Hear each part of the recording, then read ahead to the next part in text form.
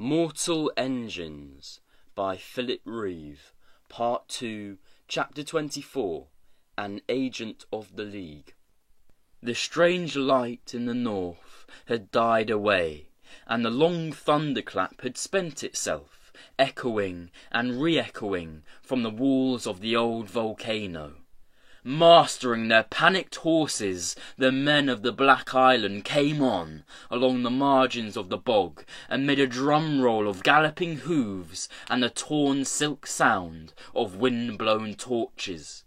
Tom raised his hands and shouted, "We're friends, not pirates, we're travellers, from London." But the horsemen were in no mood to listen, even the few who understood. They had been hunting survivors from the sunken suburb all day. They had seen what Peavy's pirates had done in the fishing villages along the western shore, and now they shouted to each other in their own language and galloped closer, raising their eyebrows. A grey feathered arrow thudded into the ground at Tom's feet, making him stumble backwards. "We're friends!" he shouted again. The leading man drew his sword, but another rider spurred in front of him, shouting something in the island tongue, then in English, "I want them alive!" It was Anna Fang. She reined in her horse, swung herself down from the saddle, and ran towards Tom and Hester, her coat flapping against the firelight like a red flag. She wore a sword in a long scabbard on her back, and on her breast Tom saw a bronze badge in the shape of a broken wheel, the symbol of the Anti-Traction League. "Tom! Hester!" She hugged them one by one, smiling her sweetest smile. "I thought you were dead. I sent Lindstrom and Yasmina to look for you the morning after the fight at Airhaven. They found your balloon wrecked in these horrible marshes, and said you must be dead. I wanted to search for your poor bodies, but the Jenny had been damaged, and I was so busy helping guide the town down to the repair yard here. But we said prayers for you, and made funeral sacrifices to the gods of the sky.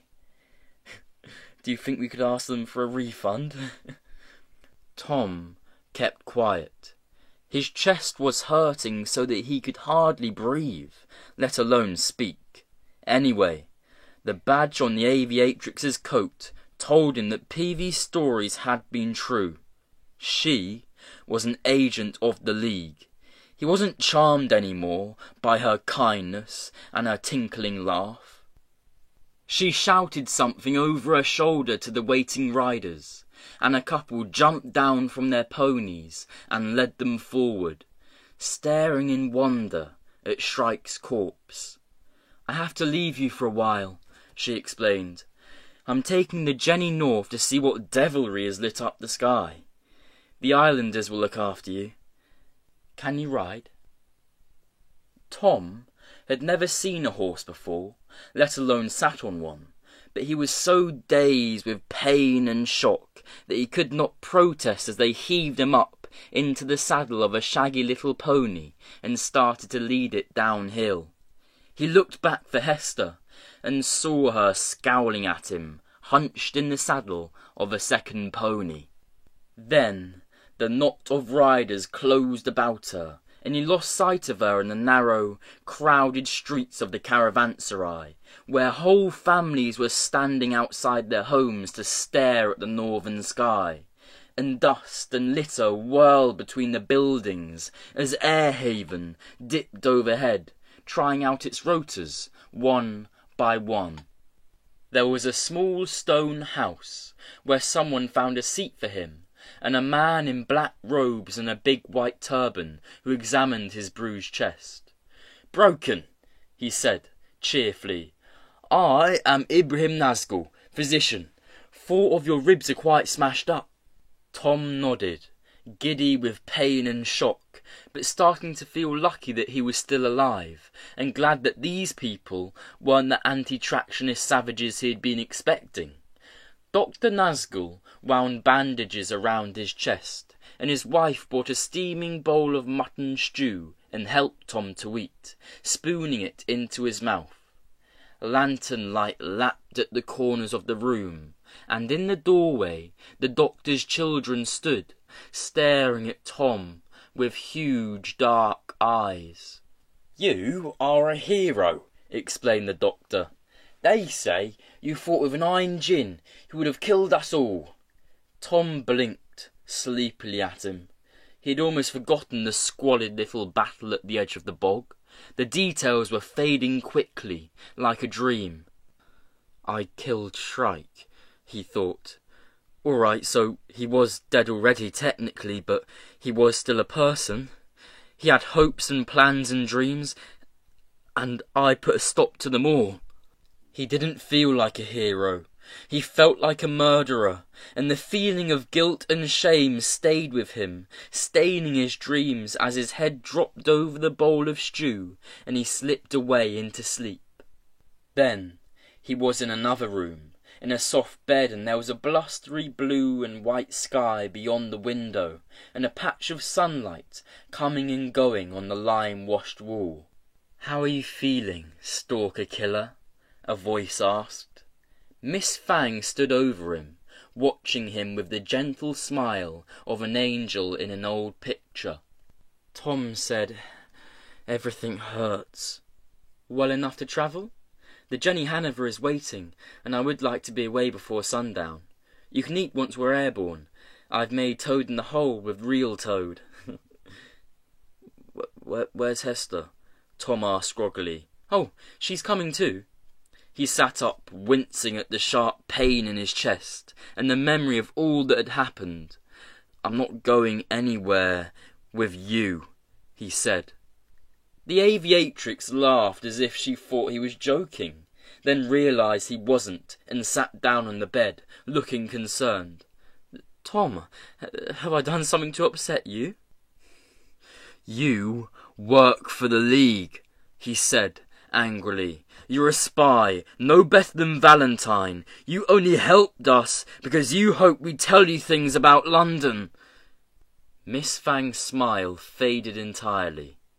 "Tom," she said gently, "I helped you because I like you. And if you had seen your family slaved to death aboard a roofless city, might you not have decided to help the League in its fight against municipal Darwinism?"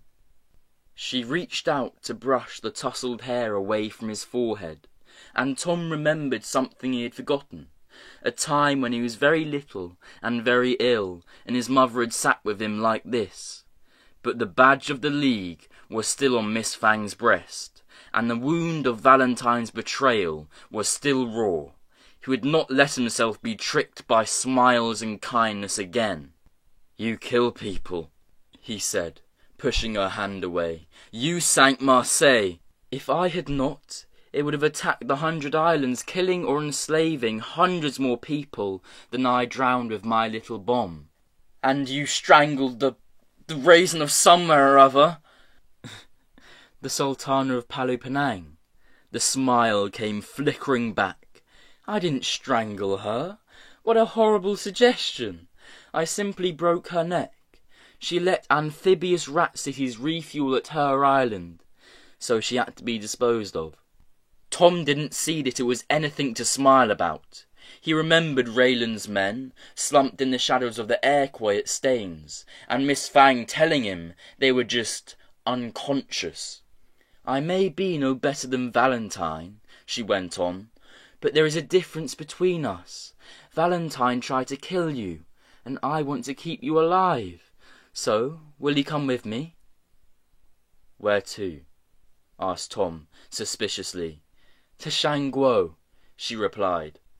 "I'm willing to bet that what lit up the sky last night had something to do with the thing Valentine took from Hester's mother, and I have learned that London is heading straight for the Shield Wall." Tom was amazed. Could the Lord Mayor really have found a way to breach the League's borders? If so, it was the best news for years. As for going to Shangguo, that was the heart of the Anti-Traction League, the last place in the world a decent Londoner should go. "I won't do anything to help you harm London," he told her. It's still my home." "Of course," she replied, "but if the wall is about to be attacked, don't you think the people who live behind it deserve a chance to get away? I'm going to warn them of their danger, and I want Hester to come with me and tell her side of the story. And Hester will only go if you come too." Tom laughed and found that it hurt. I don't think so," he said. "Hester hates me."